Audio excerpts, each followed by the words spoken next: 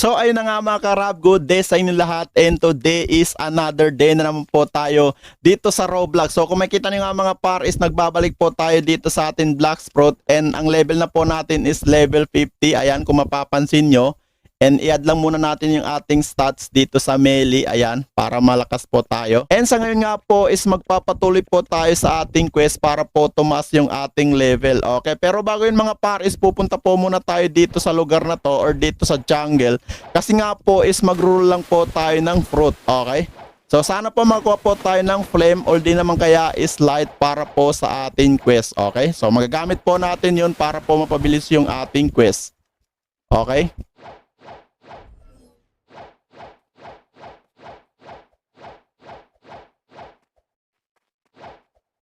Okay, so simulan na po natin. Sa dalawang fruit lang po yung kailangan natin pagpilian, which is yung flame at saka light para po magamit natin sa ating quest. Okay, so simulan na po natin. Sana makuha tayo ng light. Oh my goodness.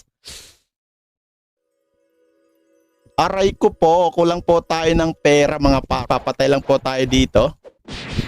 Okay. Ayun. Konti na lang, konti lang. Dalawa pa. Ito na yata yung last. Ayun, nice one. Pwede na po tayo mag-roll ng fruit mga par. Naubos pa yung energy ko. Sana makuha tayo ng light. Bigyan mo ko ng light par. Oh my goodness. Please, bigyan mo ko. Aray ko. Okay, so medyo nakakatamad kasi dalawang beses na po tayo nag-roll ng fruit. Di tayo nakakuha ng maganda. Okay lang sana kung nakakuha tayo ng smoke kasi nga magagamit natin yon. Pero wala eh. Puro ano na lang, spin at saka rocket yung nakuha natin. Okay, nandito na po tayo sa mismong quest. So dito lang po tayo sa pirates mga par kasi nga doon sa kabilang quest natin is malayo.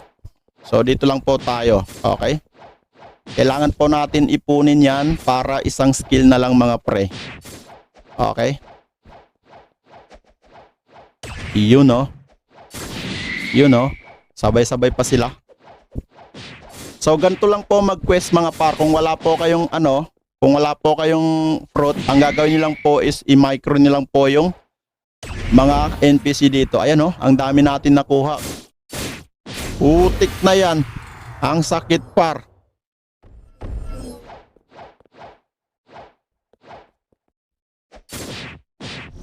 Okay.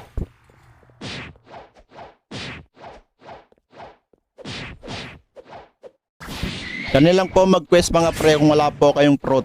Kailangan nyo lang po mag-micro para po di kayo matamaan ng skill or sword ng kalaban. Yan o.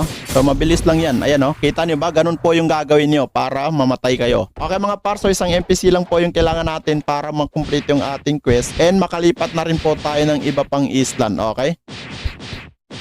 Ayun, pwede na po tayo lumipat ng ibang island mga par. Okay, add lang muna natin yung ating stats siyempre. And bibili po tayo ng bangka. Ayun, nice one. Sasakay lang po tayo dyan mga par. Okay, so malapit na po tayo sa panibago nating quest.